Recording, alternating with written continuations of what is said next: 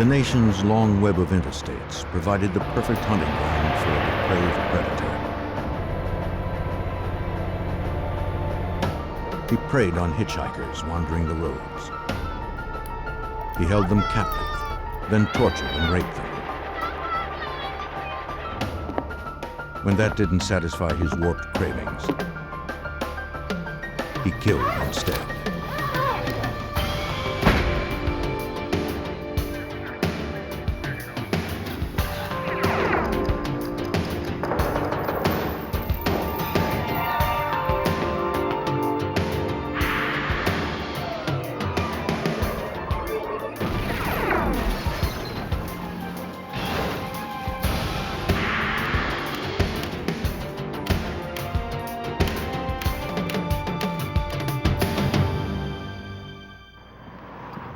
Across the nation, a serial rapist targeted unsuspecting women. It was only a matter of time till his dark urges raged out of control and led him to murder.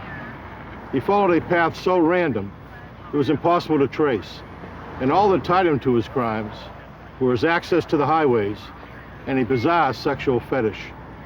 I'm Jim Kallstrom, former head of the FBI's New York office. When investigators believed the suspect had committed dozens of murders, the FBI was determined to put the brakes on his nationwide rampage.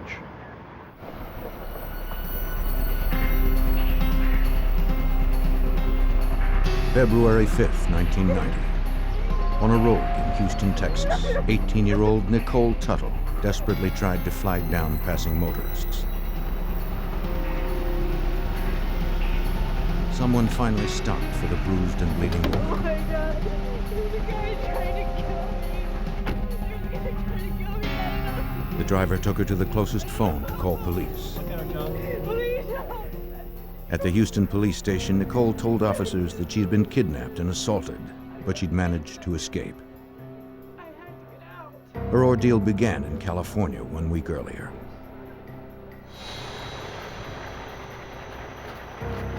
On January 29th, she hitched a ride from a trucker at a rest stop. He said his name was Dusty and that he was headed east through Arizona. After a few hours on the road, she fell asleep in the back compartment of his truck. It seemed that was exactly what he was waiting for. He climbed in back and overpowered her. Before she was fully awake, he chained her to the walls and gagged her with a horse bit. The trucker whipped her and pierced her with pins and fishhooks. He also raped and sodomized her. Nicole told police that she was chained inside the cab for 6 days. Her ordeal didn't end there. Inside his Houston apartment, the trucker allowed her to bathe, then chained her to the bed and raped her again. She watched helplessly as he approached her with a straight razor. He pressed the blade close to her scalp and began to slice off her hair. After 3 hours, he forced her back into the truck. This time, he failed to bind her. When they stopped at a brewery, he left her alone as he walked inside to sign for his new freight. Do you know how many days that you were in the truck? Nicole knew this might be her only chance. Where did you... She ran for it, still wearing a dog leash around her neck. I needed to go to California. Houston police stopped a trucker in the area whose rig fit Nicole's description. Hey, Nick. She said he was not the man who attacked her. A background check revealed no outstanding warrants or convictions, so police released the trucker. Nicole told the officers to stop searching. She was too frightened to testify against her attacker. She just wanted to go home to California. On February 5th, the same day that Nicole escaped, another young woman was on the highway thumbing for rides. Just 15 miles away in Pasadena, Texas, 14-year-old Regina K was running away with her new boyfriend. Her parents were divorced, and Regina usually stayed with her father in Houston. She'd been visiting her mother for a few days when she fled and began hitchhiking. Whether she was following the lead of her new teenage boyfriend or just testing her independence, a trucker soon stopped for the pretty young girl.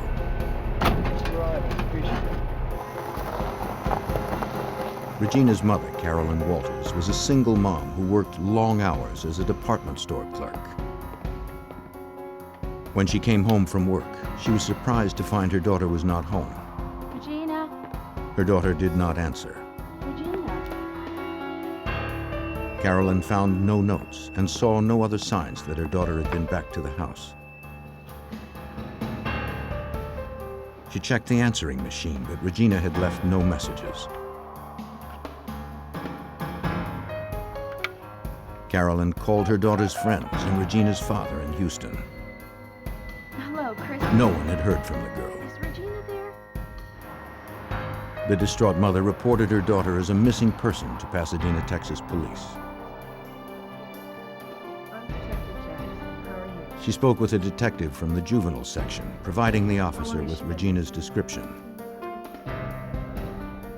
Her 14-year-old daughter was about 5 feet tall, weighed 95 pounds, and had long, curly brown hair. The detective asked Carolyn what steps she had taken so far to find her. Has anyone heard from her? Carolyn had posted missing persons flyers, but no one had yet Done this responded. before? The worried mother hadn't heard from her daughter since they argued 2 nights before. We'll try to see what we can do. At 9:30 that night, Regina told her mother she was going to visit a friend. I just think you ought to stay home tonight. When Carolyn objected, the girl insisted she would be right back. No, it's not. Well, I want Regina, what? Against her better judgment, Carolyn relented, trusting that Regina would call if she stayed out later.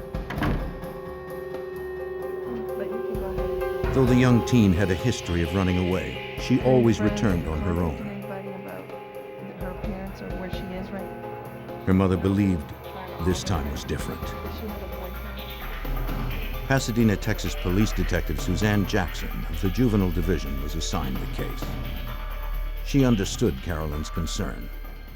Several days passed, and Regina would normally call her mom when she would leave home and let her mother know that she was okay and that she was just out. She would be back when she was ready to come home, and she had not done that. You can just set those up there. Carolyn posted more flyers at the convenience store close to her house. She held out hope that her daughter was unharmed. Maybe she was simply staying with a friend. Along with Regina's photo and description, Carolyn offered a reward for information on her daughter's whereabouts.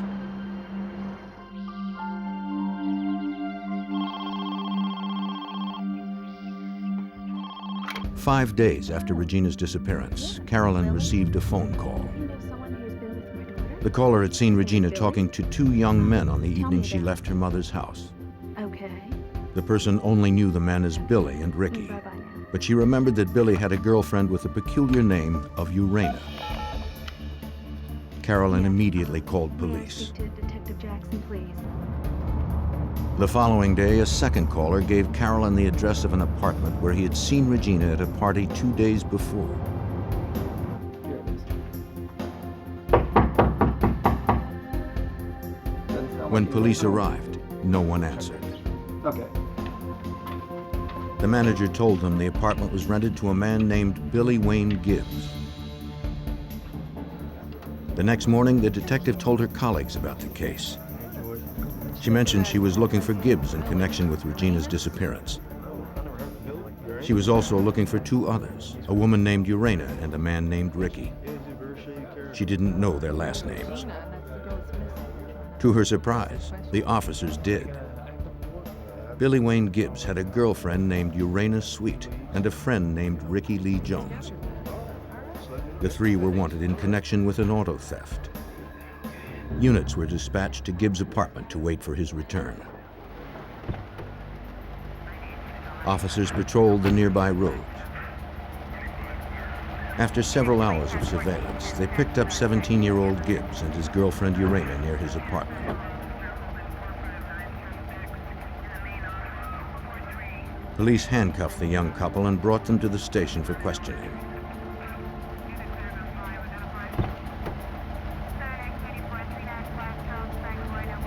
The third suspect, Ricky Lee Jones, was still at large.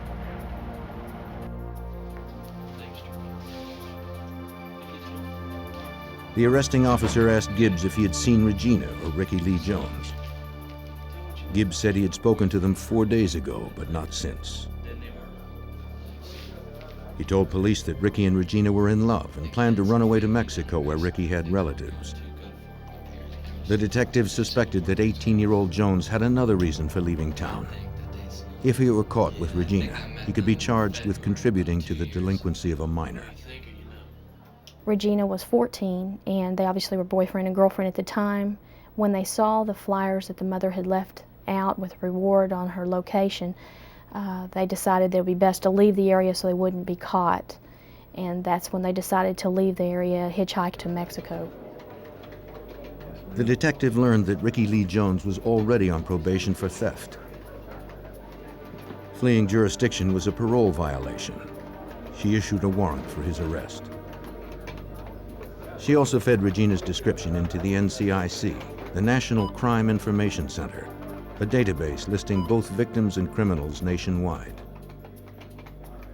If Regina were located by any police department in the country, Pasadena, Texas police would be notified.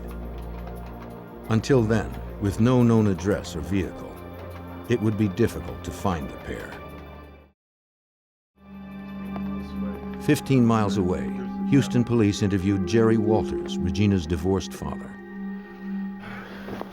He told them he had received a disturbing call on his unlisted home number on the evening of March 17th. The conversation was brief, and Walters did not recognize the caller's voice.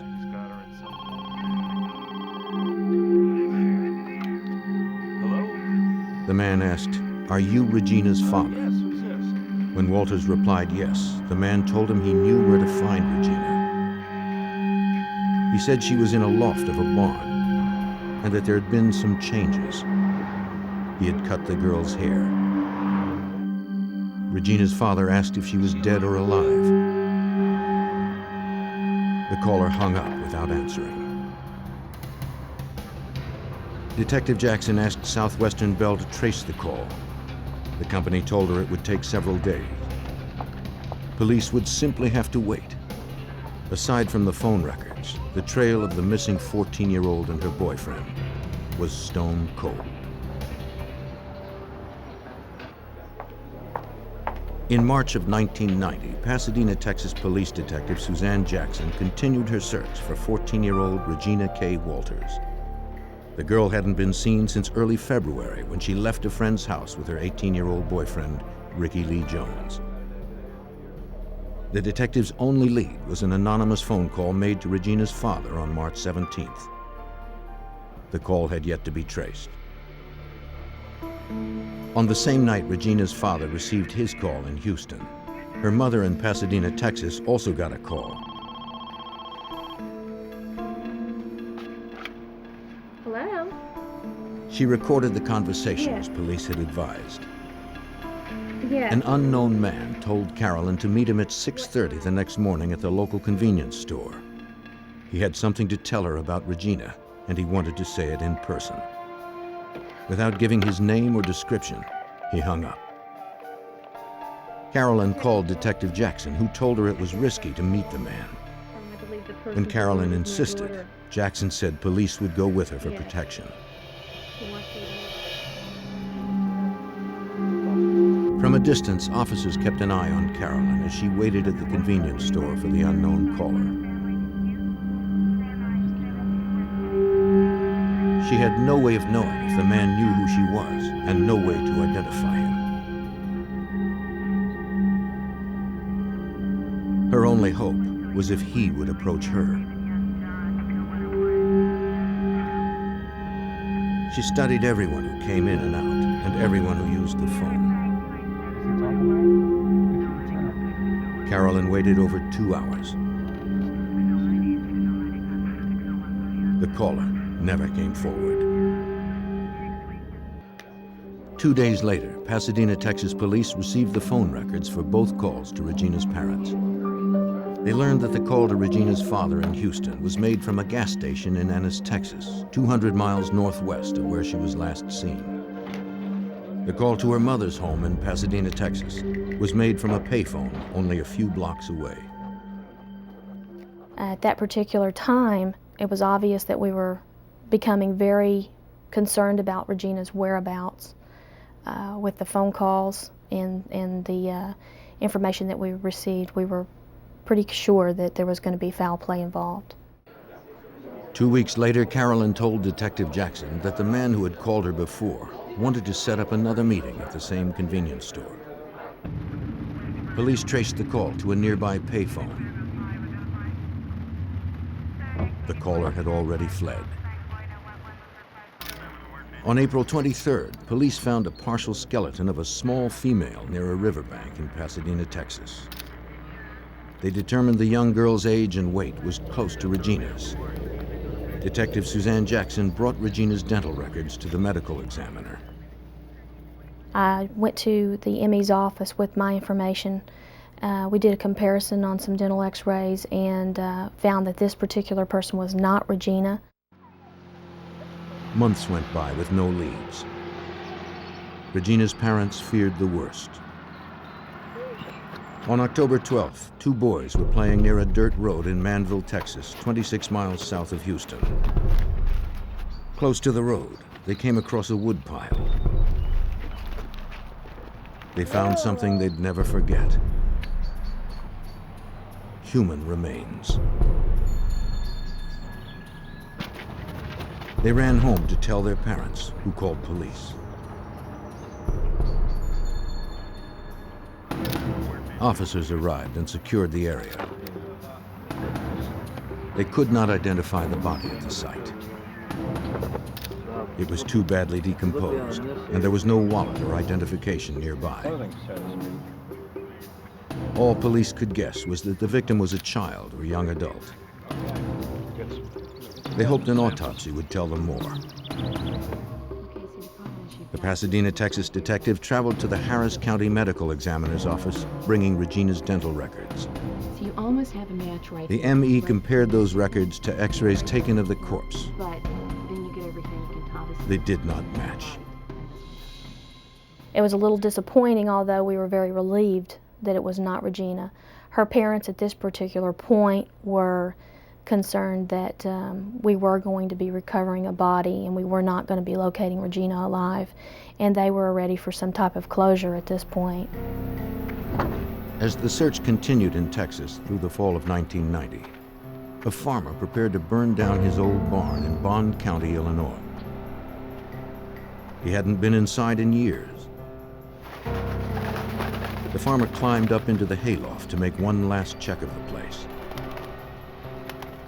He looked through the abandoned building, but found only items long since discarded. Nothing seemed especially unusual or out of place. Then, something caught his eye. He looked closer at the strewn hay and saw a skeleton that appeared to be human. The farmer immediately called police.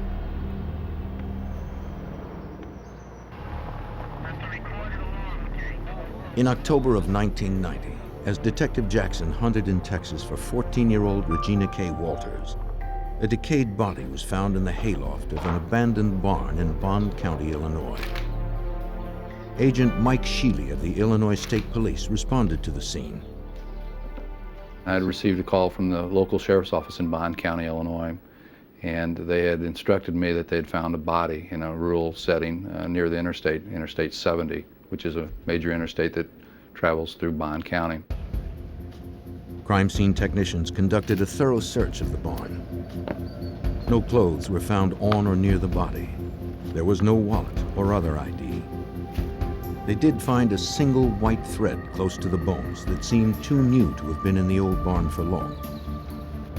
Police photographed the remains from various angles.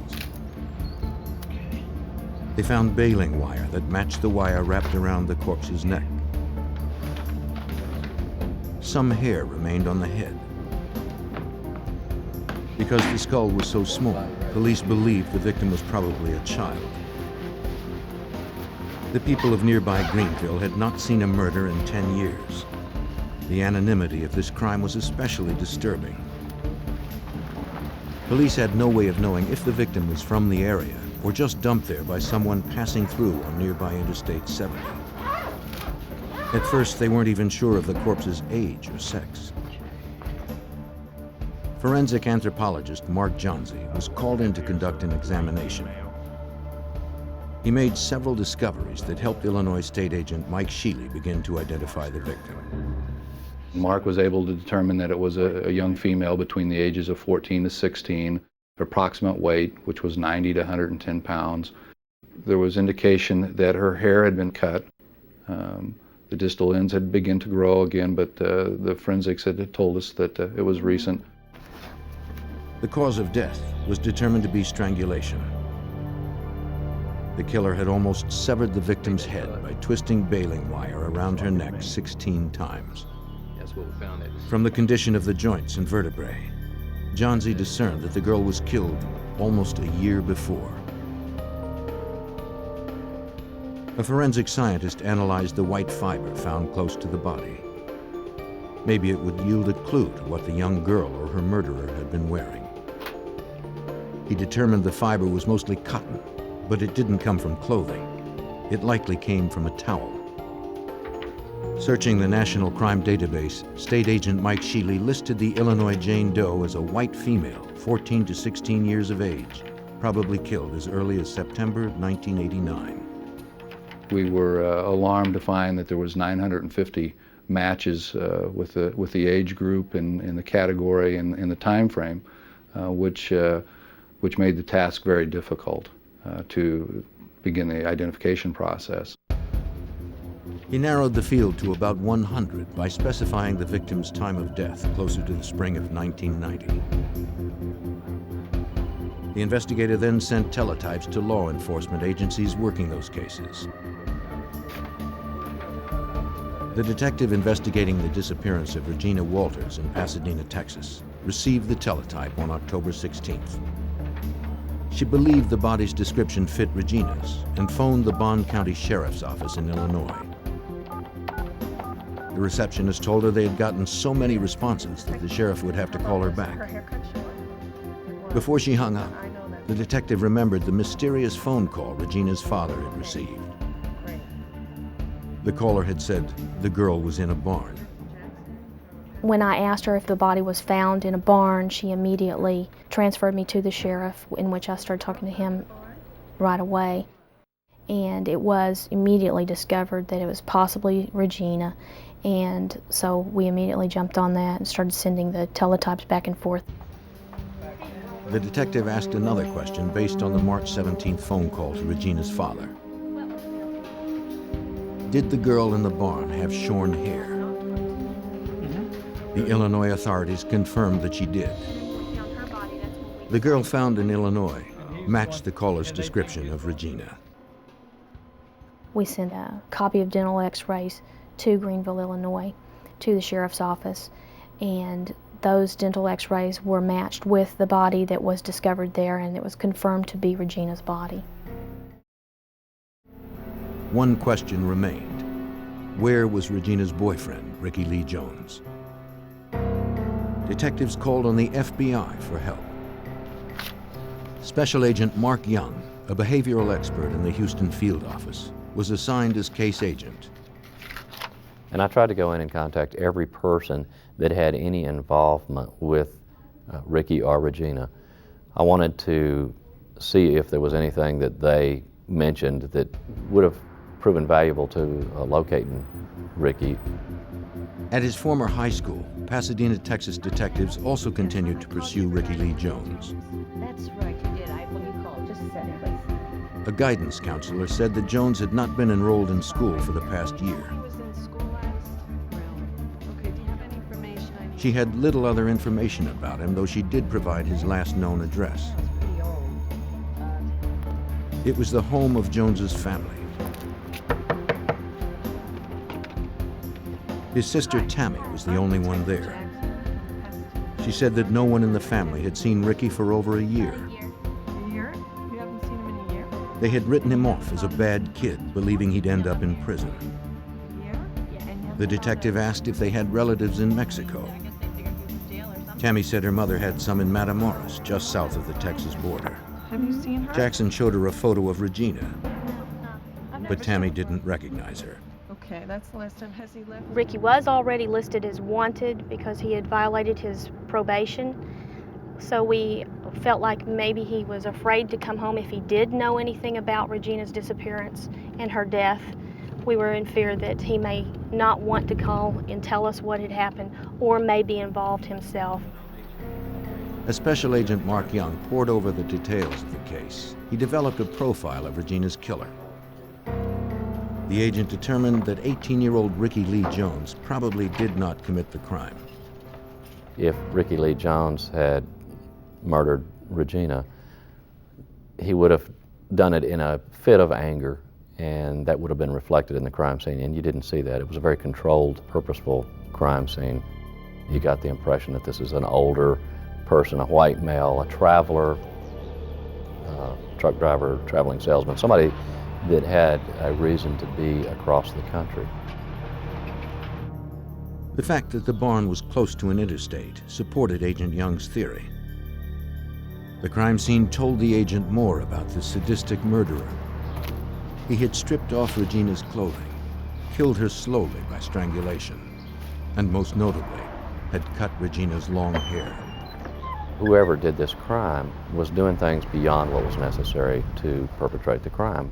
Maybe a sexual predator or sexual sadist, a person that had other offenses also. Investigators were alerted to another crime in the town of Marshall, Texas, 200 miles north of Houston. Partial skeletal remains of a young man were found, washed up on a creek bank. The skull had been perforated on the left side by a small caliber firearm.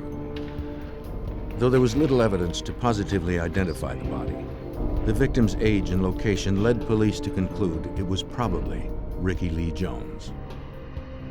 I came to the conclusion that there were no other leads to cover in this case. For all intents and purposes, the case was closed in our division. We had nowhere else to go. To investigators, it looked like the man who had killed Regina K. Walters and her boyfriend had gotten away with murder. As the hunt for a sadistic killer ground to a halt in Pasadena, Texas, 1,000 miles west in Arizona, authorities encountered a problem on their own highways. An Arizona highway patrolman was at the end of his shift when he came across a tractor-trailer parked on the side of an interstate on-ramp. The rig had to be moved. It was a hazard to passing motorists. He noticed the lights were on and the engine was still running. As he approached the driver's door, Officer Michael Miller recalled that a man suddenly burst out of the cab and immediately spread his arms against the truck. And I asked him, I said, "What's going on?" And he said, "Nothing, officer, we're doing just fine." He said, "There's no problem. I've got a gun in my back pocket." And he motioned to his back pocket and then put his hands up on the side of his truck. This was kind of an unusual situation. And I could still hear the woman screaming on the inside of the truck. Miller cuffed Robert Ben Rhoades and escorted the trucker back to his car to question him further. He said it was just fine. They were there together in a, I guess you would call it, consenting situation. And, but I didn't know if the screams coming from the woman were the fact that she was startled, she was surprised, but I was going to find out what the situation was. With Rhodes's hands cuffed behind his back, Miller seatbelted him into the patrol car. The officer returned to the truck to check on the frantic woman. He found her handcuffed to the walls by her wrists and ankles. The patrolman assured her she was no longer in danger. I told her, "Ma'am, you're going to need to remain here until I can get some help out here, because this is a criminal or a crime scene, and some detectives are going to have to look at this." I said, "Just remain calm. This man is not going to be back to bother you again. Just remain calm." I left the truck and moved back to my patrol car. Miller returned just in time. Rhoades had maneuvered his cuffed hands in front of him and released his seatbelt. He was about to open the car door. The officer quickly recuffed him. There is no actual routine stop out there in the road that no matter what you come across out there, you never know who you're dealing with. And it kind of sent a chill up my spine to know that if this man, as cool as he was, could have probably killed me and the girl at the same time and still been on the road. Police from the town of Casa Grande arrived on the scene. They freed the woman and transported her and Rhoades to the police station for further questioning. Inside the truck, they found a gruesome array of torture tools. Chains that attached to rings welded to the back of the sleeper compartment, fishhooks, bloody towels, a horse bit, and a briefcase filled with the implements of a sexual sadist. They also found a camera in the briefcase, along with several hairs that did not belong to the woman found in the truck. Casa Grande Police Detective Rick Barnhart led the investigation. Robert Rhoades had what I refer to as a rape kit in his truck. He had all kinds of paraphernalia. He had long sticks with clips on the end where he would draw and quarter his victims. He had whips. And just based on that, I knew Robert Rhoades was a predator. Just north of Phoenix at the truck stop. The woman found chained in Rhoades' truck was 27-year-old Kathleen Vine. I've never had any problems before. She told the detective she had been picked up about an hour earlier from the Rip Griffin's truck stop north of Phoenix. He was trying to rape. When she dozed off in the sleeper compartment, the trucker climbed back, assaulted her, and chained her to the walls. The man told her his name was Whips and Chains, and that he'd been doing this for 15 years. Police photographed her injuries, wrist burns from the handcuffs, and welts from the beatings. She tried to fight off her attacker, but her hands were chained. All she could do to defend herself was to bite him. She managed to injure his left shoulder enough to distract him from raping her. Kathleen agreed to press assault and kidnapping charges, but Detective Barnhart believed she might be problematic for the prosecution. My interview with Kathleen was really sort of bizarre. She would talk about this reality, this terrible assault that she endured, and then periodically she would revert back to a story about her traveling across the country to see the president. She told me she wanted to give the president a microchip, and she talked about the underground prison where no one escapes from. And all this time my heart was sinking because I needed Kathleen to tell a very lucid story about the horrible incident that happened to her. The detective asked trucker Robert Ben Rhoades for his version of events. Rhoades said Kathleen was crazy and described her as a lot lizard, the trucker's term for a woman who trades sex for rides. He claimed that she solicited him and that she liked it rough, though they never actually had sex. He refused to provide any details about what happened in the truck's sleeper compartment. He talked around the subject, never admitting to any crime. Can you please remove your... Police photographed Rhoades' wound. It looked like a bite mark on his left shoulder, just as Kathleen had described. Rhoades claimed he sustained the injury while loading his truck, but Detective Barnhart believed Kathleen's story. She told me she tried to bite his throat, but he moved and she bit him on the left upper shoulder. And we've got a photo of her bite mark, and her story completely corroborated, what happened in that sleeper cab. Local prosecutors arrested Robert Ben Rhoades and held him for aggravated assault, sexual assault, and unlawful imprisonment. But their only witness, Kathleen Vine, suffered from paranoid delusions. To keep him behind bars, they needed additional witnesses. Kathleen's claim that Rhoades had been kidnapping women for 15 years haunted Detective Barnhart. He entered Rhoades' name into the NCIC in case other agencies had reported similar crimes. As the detective pursued the case, it made headlines across the Southwest. A Houston police officer was among those who read about it. The trucker detained in Arizona sounded like the same man who was stopped outside of Houston earlier in the year. Police suspected Rhoades had held a woman captive in his truck for 6 days, raping and torturing her until she finally escaped.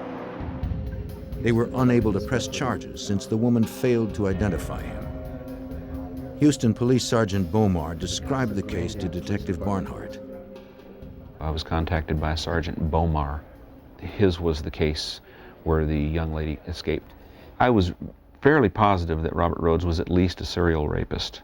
I had suspicions that he might be a murderer. Since Rhoades had crossed state lines since his last crime, Detective Barnhart contacted the FBI to request assistance. He hoped that with the FBI's support, he could gather enough evidence of the trucker's serial sex crimes to build a case that would stick. Special Agent Bob Lee of the Houston FBI field office knew the place to start was in Rhoades' Houston apartment. He spoke to Rhoades' landlord. She had checked the apartment after the trucker's arrest and was horrified to find bloodied torture devices. Based on her statement, Agent Lee secured a warrant to search the premises. We know that serial rapists often keep souvenirs from their victims, whether it be a piece of clothing or a piece of jewelry or whatever. When we went in, we found bondage paraphernalia, we found chains, we found handcuffs, we found a rack that someone could be tied to. We found a lot of women's jewelry. Agents and Houston police also found bloody white towels, women's clothing, and stacks of photographs. The snapshots depicted some women with shorn hair in various states of undress, bound and bruised. Investigators believe that Rhoades shot the photos as souvenirs of his crimes to relive his victims' terror. Though agents now had evidence that Rhoades was likely a serial rapist, they were unable to identify any of his victims from the photos. With no additional witnesses, the case in Arizona was still weak. Prosecutors' only witness, Kathleen Vine, was questionable. A trial would be a contest of he said, she said, and a mentally disturbed woman might leave jurors unconvinced. By December 1990, the best Arizona prosecutors could do was to offer Rhoades a deal. 6 years, including time served and work release eligibility, if he pled guilty to the charges against Vine. His attorney accepted. In about a year, Rhoades could be out on parole, stalking new prey.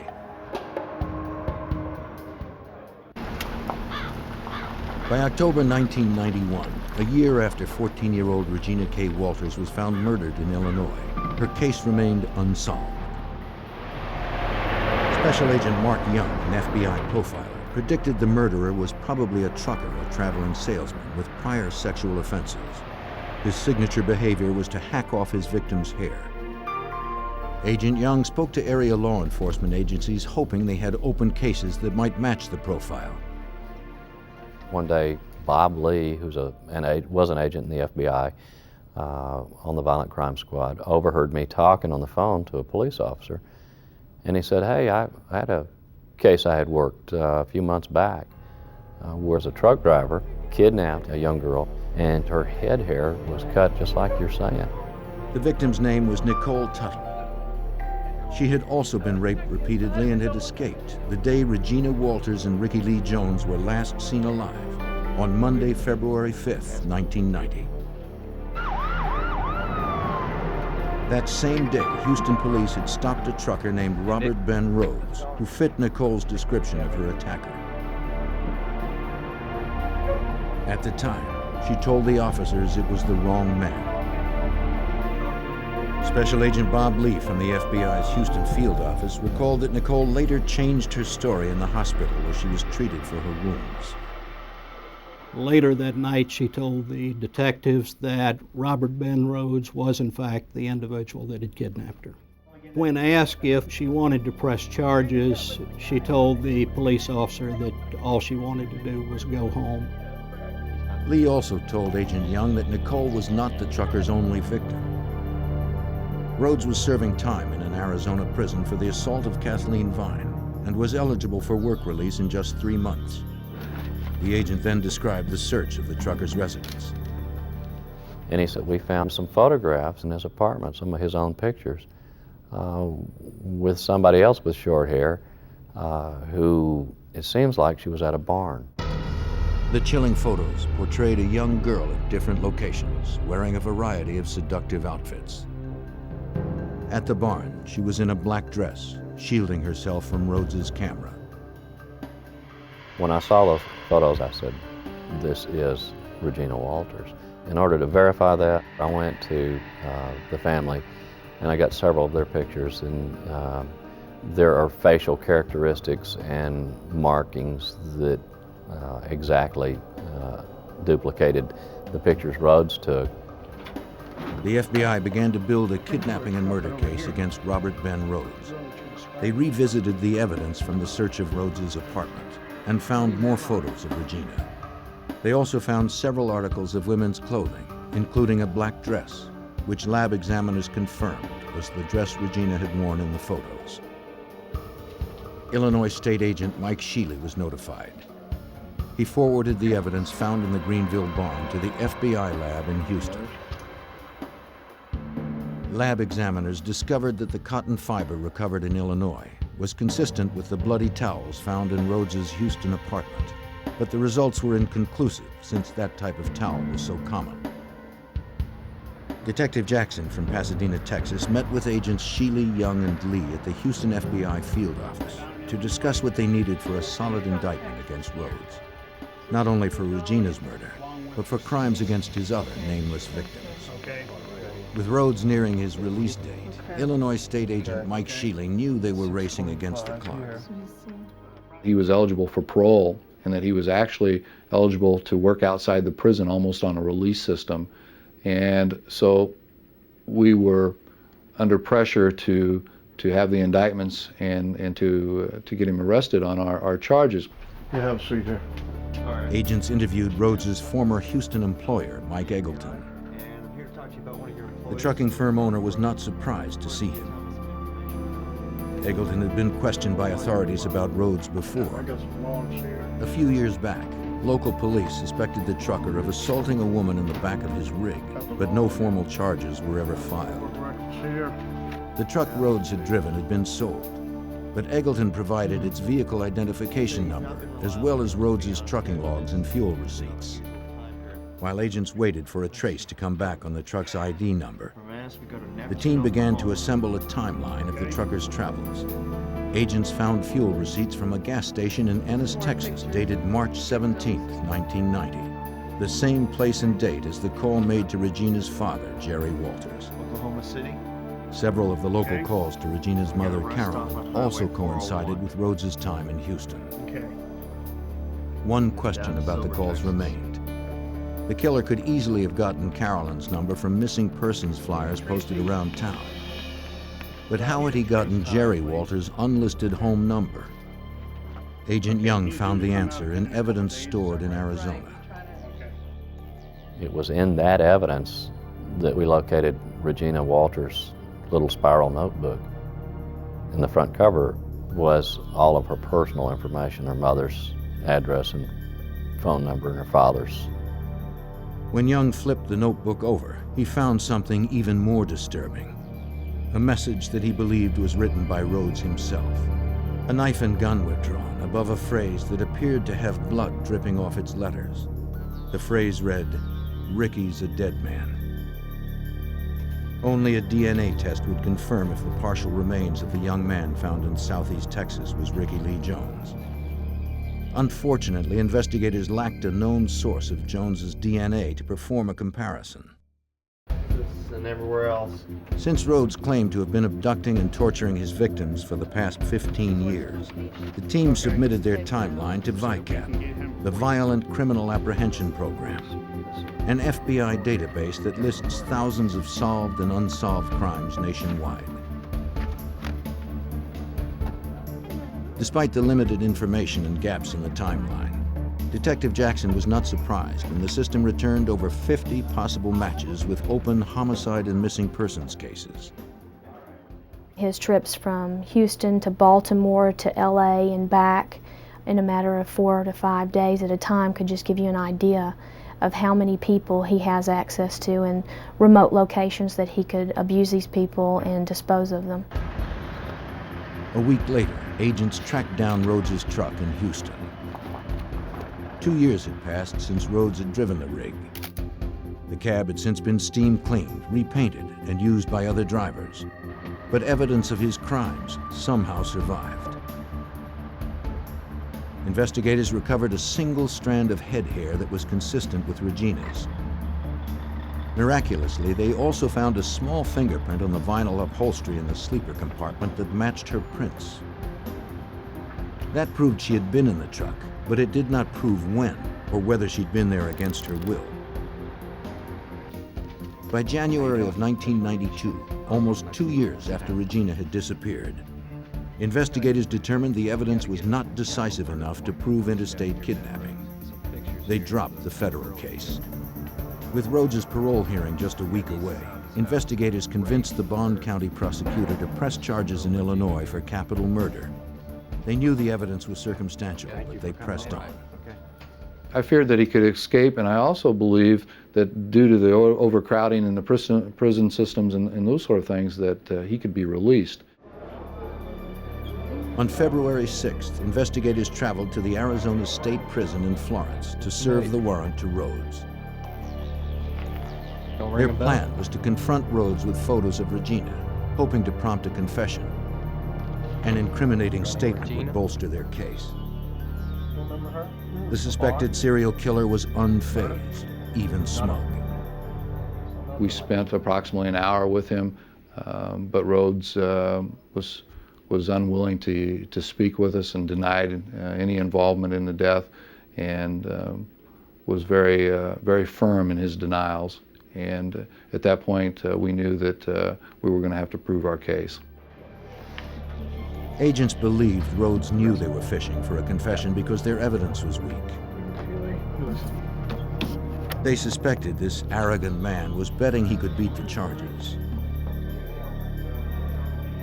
Maybe he believed that they didn't care enough about his victims to earn a conviction. A lot of serial offenders, whether they're killers or other sexual predators, will pick victims that they consider the forgotten people. Because they're banking on that element that law enforcement and society doesn't really care about hitchhikers or less wealthy people, less established folks. He preyed on that type of person in the hopes that he wouldn't get the attention that did happen. Almost 2 years after the death of Regina K. Walters and the kidnapping and sexual assault of at least 2 other women, Robert Ben Rhoades was extradited from Arizona to stand trial in Illinois. He and his attorney managed to delay the trial date for 6 months. On September 11th, the overconfident trucker lost his nerve. In a Bond County, Illinois courthouse, his attorney pled down the capital murder charge that carried a possible death sentence. He accepted an offer of first-degree murder with a penalty of life. Rhoades was sentenced to life in prison without the possibility of parole. Even as he serves his time in the maximum security prison in Chester, Illinois, investigators have not abandoned the case. They continue to gather evidence, committed to proving that Regina K. Walters was not Rhoades' only murder victim. There is one other picture of a female as yet unidentified that got into the truck with him.